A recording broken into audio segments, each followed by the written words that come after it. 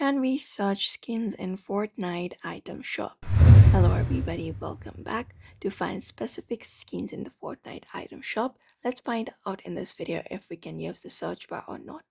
First of all, you can head over and navigate to the main Fortnite menu of your Fortnite. And once you are there, you can find and select the shop tab, usually located in the top of your screen. Just go ahead and tap on it, and once you are inside the item shop, you will be seeing various categories like featured, daily, and potentially different others section as well, and skins will be displayed within these sections.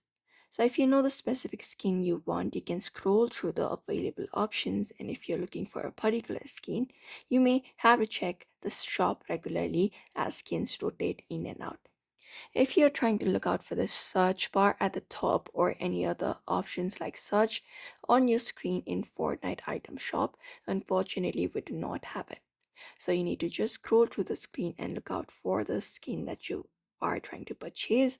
After that, once you found the skin, you can just go ahead and select it and follow the prompts to purchase it. And once that is done, that should do it.